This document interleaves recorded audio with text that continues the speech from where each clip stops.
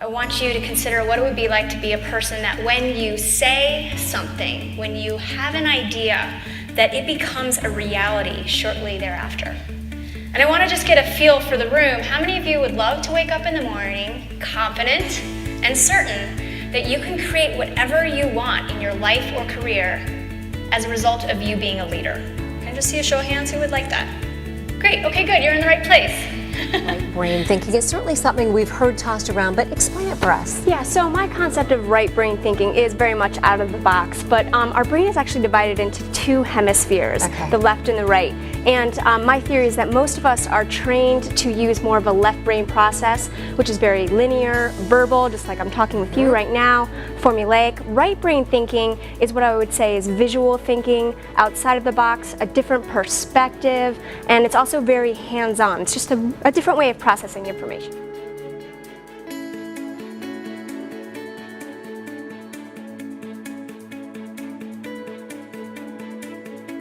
Now, I've dedicated my life to really understanding what's happening under the surface, that when we create a goal for ourselves, that most of the time we're not successful.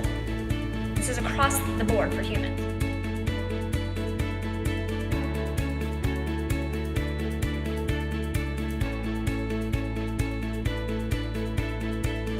And what we've discovered is, frankly, as human beings, we think that the more that we do, the more that we will have. So if I want a result, I'm going to work really, really hard, or I'm going to think and overanalyze, and eventually I'll get there. But what we now know from the last few decades of brain science is that what's really at the foundation of our success is our mindset, meaning how we think and what we believe about ourselves and others. Individuals get all wrapped up in their head, overplaying, I gotta get it right first and then I'll do it someday. And really, it's all about taking the small actions every single day and learning along the way.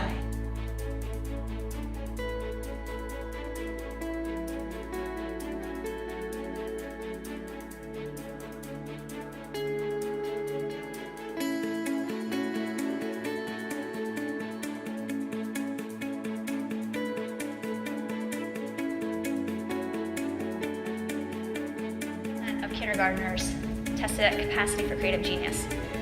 I'm going to share a lot with you today. We're going to be doing a lot of fun things, but if you remember anything that I say today, please let it be this, that every single person in this room was born a creative genius. It's quite profound. Not only can you change your physiological shape through your mind, but you can also change your mind and your emotional state through changing your physiological and physical movement and state. So what I'm going to have us do is start to work on our being. Okay, so I just want everyone to stand up. Okay, I want everyone to give me the body position of someone that would be sad. Oh, look around, we all have the same. Wow, okay, sad. How about anxious or fearful? Okay, angry. Oh yeah, fists. Smirk, gritted teeth, yep, and you, I mean, I wish you could see what I could see. We're all doing the same thing.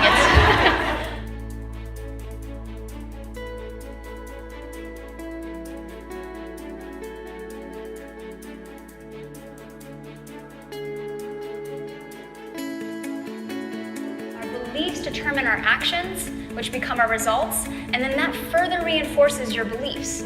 It's a cycle, and it can either be a vicious cycle or an empowering cycle.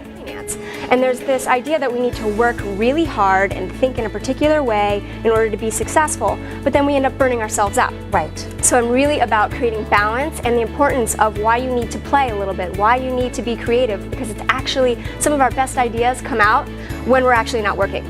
And so often we're just not tapping into both sides of our brain. Exactly. Like you said, we're leaning on that left, let's use more of the right. Exactly. Fascinating. Thanks for coming in and absolutely. explaining Thank this. you.